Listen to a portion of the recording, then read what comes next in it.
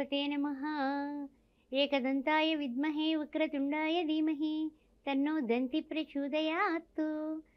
శ్రీ క్రోధినామ సంవత్సర పంచాంగ శ్రవణానికి స్వాగతం సుస్వాగతం. ద్వాదశ రాశుల వారికి కూడా ఈ క్రోధినామ సంవత్సరంలో ఏ విధంగా ఉండబోతోంది అనే విషయాన్ని మనం ఇప్పుడు తెలుసుకుందాం. ముఖ్యంగా చూసినట్లయితే కనుక 2024వ సంవత్సరం టు 2025వ సంవత్సరం అంటే ఉగాది నుంచి ఉగాది వరకు కూడా ద్వాదశ రాశుల వారికి ఏ విధంగా ఉండబోతుందో ఒక్కసారి మనం పరిశీలిద్దాం. మరి ఓం శ్రీ మాత్రే నమః. ఆస్ట్రో భాగ్యలక్ష్మి అనే ఈ ఛానల్ని సబ్స్క్రైబ్ చేశారా? చేయకపోతే వెంటనే చేయండి. అంతేకాకుండా మన వాళ్ళందరికీ కూడా షేర్ చేస్తూ ఉండండి. ఆ తర్వాత ముఖ్యమైనటువంటి విషయం ఏంటంటే జాతకాలు పొంతన, జాతకాల విశేషం, తర్వాత ఏమైనా చక్రాలు అవి వేయాలన్నా లేకపోతే ఏ డౌట్ ఉన్నా కూడా అంటే కెరీర్ పరంగా కానీ విద్యాపరంగా కానీ లేకపోతే పెళ్ళిళ్ళు అవ్వకపోయినా జాతక విశ్లేషణ చేసి ఏదైనా అవసరమైతే కుంభ వివాహాలు, కదలి వివాహాలు దగ్గరుండి చేయించబడును. అదేవిధంగా హోమాది కార్యక్రమాలు, చండీ హోమం లాంటి అద్భుతమైనటువంటి హోమాది కార్యక్రమాలు, జపాలు, దానాలు అన్నీ దగ్గరుండి అన్నీ కూడా సంపూర్ణంగా చేయించబడడానికి తప్పనిసరిగా మేమందరం కూడా శ్రద్ధ తీసుకున్నటువంటి విప్రోత్తములు మనకు ఉన్నారు. అందువల్ల ఆ విషయంలో కూడా నన్ను సంప్రదించవచ్చు. తర్వాత విషయానికి వచ్చినట్లయితే కనుక శ్రీ సౌభాగ్య మ్యారేజ్ బ్యూరో గత 16 సంవత్సరాలుగా రన్ చేస్తూ ఉన్నాము. ఎన్నో వందలాది మందికి, వేలాది మందికి పెళ్ళిళ్ళు చేశాము. అన్ని వర్ణాల వాళ్ళు కూడా హిందువులైతే ఆహ్వానితులే. క్రింది నెంబర్లో మీరు సంప్రదించగలరు. ఓం శ్రీ మాత్రే నమః. నూతనంగా ఉన్నటువంటి ఈ క్రోధినామ సంవత్సరంలో ఆయురారోగ్యాలతో అష్టైశ్వర్యాలతో మీరందరూ ఉండాలని ఆ చండీ పరదేవతని ప్రార్థిస్తూ ఓం శ్రీ మాత్రే నమః. ఓం శ్రీ మాత్రే నమః. కన్యారాశి వారికి క్రోధినామ సంవత్సర ఫలాలు ఏ విధంగా ఉండబోతున్నాయో తెలుసుకుందాం. మరి మీ అందరికీ కూడా నూతన సంవత్సరాది శుభాకాంక్షలు. తర్వాత చూసినట్లయితే ఉత్తర 2, 3, 4 పాదాలు, హస్త నక్షత్రం, చిత్తా నక్షత్రం 1, 2 పాదాలు. ముందు చూపు తప్పనిసరి. మొట్టమొదటి చెప్పుకునే మాటే ఇది, ముందు చూపు తప్పనిసరి. సరే, ఆదాయ వ్యయాలు ఎలా ఉన్నాయి అంటే చూస్తే ఆదాయం చూస్తే 5, వ్యయం చూస్తే 5 అంటే 2 సరి సమానం. ఆ తర్వాత రాజపూజ్యం 5, అవమానం 2. అమ్మయ్య పర్వాలేదు, తెరిపిన పడ్డాం అని సంతోషంగా ముందుకు పెడదాం.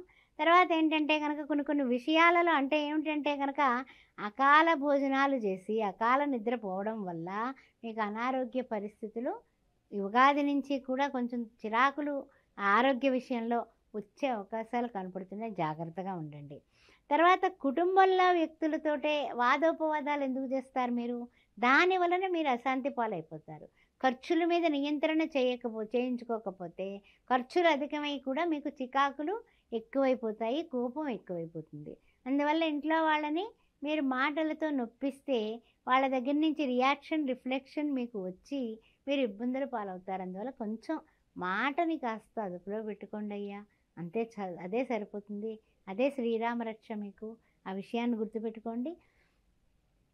తర్వాత విషయానికి వచ్చినట్లయితే కనుక కొంచెం ఆత్మస్థైర్యంతో కొన్ని సంతాన విషయంలో కానీ తర్వాత ఆరోగ్య విషయంలో కానీ మానసికంగా కానీ మన ఆత్మస్థైర్యమే మనకు శ్రీరామ రక్ష అనుకొని అధిగమిస్తారు మొత్తం మీద. అంటే ఏమిటంటే మీలో స్టెబిలిటీ పవర్ బాగుంది, మీ సంకల్పం బాగుంది. కానీ ఏంటంటే ఈ వీటికి లొంగకుండా ఉంటే మీరే రాజు, ఇందులో తిరుగులేదు. అది అద్భుతమైనటువంటి అంటే ఎప్పుడైనా సరే ఒకటే గుర్తుపెట్టుకోండి, కష్టం వచ్చింది కదా అని దానిలో పడి కొట్టుకుపోవడం కన్నా కష్టానికి ఎదురేదు, డెఫినెట్గా నువ్వే విన్నరు అని చాలామంది చెప్తూ ఉంటారు కదా, అది యథార్థం మీ పట్ల. తర్వాత చూసినట్లయితే కనుక మనకి జూన్ నుంచి కుటుంబంలో ఆర్థిక పరిస్థితులు అన్నీ కూడా మనకి ఒక కొలిక్కి వచ్చి ఈ డిస్టర్బెన్స్లు అన్నీ పోయి ఆ తర్వాత మనం కొంచెం అమ్మయ్య పర్వాలేదు, ఏం పర్వాలేదు అని ఒక ఆనందాన్ని పొందేటటువంటి శుభ సూచనలన్నీ జూన్ నెల నుంచి స్టార్ట్ అవుతాయి. తర్వాత మిత్రుల సహాయం వల్ల కూడా కొత్త వ్యాపారాలు కానీ కొత్త పనులు కానీ మీరు తప్పనిసరిగా మీరు పెట్టుకుంటారు. అవన్నీ కూడా సక్సెస్ఫుల్గా ముందుకు పెడతాయి. ఆర్థిక పరిస్థితులు బాగుంటాయి, కుటుంబ పరంగా బాగుంటుంది, పిల్లల పరంగా కూడా ఆనందాలు అనుభవంలోకి వస్తాయి. కొన్ని చంచలమైనటువంటి స్వభావాలు ఉన్నటువంటి పిల్లల్ని కాస్త గట్టిగానే మీరు దారిలో పెట్టాల్సినటువంటి పరిస్థితులు ఉన్నాయి. ఆ విషయంలో మాత్రం క్షమించకండి. ఎవరితో స్నేహం చేస్తున్నారో గట్టిగా చూడండి. లేకపోతే గనక మన పిల్లలు మన చేయి జారిపోయే అవకాశం కనిపిస్తుంది. Be careful. తర్వాత విషయానికొస్తే గనక సంఘంలో మీ మాట పెరగడం, సెక్యులేషన్స్‌లో మీకు బ్రహ్మాండమైనటువంటి ఆదాయాలు పెరగడం, అన్ని విజయాల పరంపర మొదలైందనుకోండి, బీ హ్యాపీగా ఉంటారు. అన్నీ బాగున్నాయి, అంతా బాగుందనుకునేటప్పటికి ఆగస్టు నెలలో కొంచెం అనుకోని విధంగా ట్రాన్స్ఫర్లు రావడం, తర్వాత మీ యొక్క సూతకం వస్తుంది మీకు. ఏ వైపు నుంచి వస్తుంది అనేది నేను చెప్పను, కానీ సూతకం అయితే వస్తుంది. ఆ విషయం గుర్తుపెట్టుకోండి. తర్వాత ఏంటంటే అనవసరమైన ఖర్చులు, తర్వాత ఏదైనా సరే మనం చెప్పినటువంటి సలహా మనం మంచిగా చెప్పినా సరే అవతల వాళ్ళు మన మీద అపనిందలు వేయటం, ఇలాంటివన్నీ ఆగస్టు నెలలో మళ్ళీ తలకాయ నొప్పులు స్టార్ట్ అయిపోతాయి. తర్వాత ఏంటంటే గృహం కానీ లేకపోతే ఉన్న ఊరు కానీ విడిచిపెట్టేసి వేరే చోటుకు వెళ్ళేటటువంటి స్థాన చలనాలు కనిపిస్తున్నాయి. ఏదో ఒక ఇబ్బంది, ఏదో ఒక సమస్య, దాని వలన కూడా మనకి తలకాయ నొప్పులు ఎక్కువగా కనిపిస్తున్నాయి. ఇక చూసినట్లయితే కనుక మనకి నిరుద్యోగులకు కూడా ఉద్యోగావకాశాలు, వచ్చిన అవకాశం మీరు వదులుకోకుండా తర్వాత నేను చేరతాను, ఇది తక్కువ ప్యాకేజ్ ఇంకా ఎక్కువ ప్యాకేజ్, ఆ విధంగా ఉంటే మీకు ఉద్యోగం కష్టమవుతుంది. అందువల్ల తప్పనిసరిగా ఏదొస్తే దానిలో జాయిన్ అయిపోండి. ఆ విషయం చెప్పదగిన సూచన. తర్వాత విషయానికి వచ్చినట్లయితే కనుక ఇతరులకు సహాయపడి మీరు ఇబ్బందుల్లో చిక్కుల్లో పడతారు. ఆ విషయం గుర్తుపెట్టుకోండి. తర్వాత ఏంటంటే మీరు టెన్షన్స్ తీసుకుంటారు, మధ్యవర్తిగా సంతకం పెట్టేస్తారు. ఆ తర్వాత ఏముంది, వాడు కట్టడు, మనం కట్టాల్సి వస్తుంది. ఇంకంతకన్నా ఏముంది చెప్పండి. ఇందువల్ల కొంచెం జాగ్రత్తగా ఉండండి. తర్వాత ఏంటంటే మళ్ళీ సెప్టెంబర్లో ఈ తలకాయ నొప్పులన్నీ పడి, ఆగస్టులో తిప్పలు పడి, అక్టోబర్ కుస్తుల్లోకి కొంచెం పరిస్థితులు మళ్ళీ మనకి కాస్తంత మనకి అంటే మళ్ళీ గాడిలో పడతాం అనుకోండి. అందులో ఇంకేం పెద్ద విషయం కాదు. అన్ని రంగాల్లోనే మళ్ళీ మీరు విజయకేతనం ఎగరేస్తారు అక్టోబర్ నెలస్తుల్లోకి. గృహ నిర్మాణ పనులన్నీ కూడా మొదలు పెడతారు నవంబర్లో. ఆస్తుల విషయంలో కూడా పర్వాలేదు, బాగానే ఉంటాయి. కొనుగోలు చేస్తారు, అంటే లాభాల బాటలో మీరు ఉన్నారు. నవంబర్ డిసెంబర్ వస్తుల్లోకి ఆర్థిక లాభాలు బాగుంటాయి, బంధుమిత్రులందరూ కలుస్తారు, అన్ని విధాలా కూడా చాలా చక్కగా సజావుగా ముందుకు వెళ్ళిపోతూ ఉంటుంది. అయితే ఏంటంటే గృహ నిర్మాణాలు మాత్రం పూర్తి చేసేస్తారు. అయితే నూతన వ్యవసాయ మార్గాల మీద వ్యవసాయదారులు కొత్తగా దృష్టి పెడతారు, సక్సెస్ అవుతారు.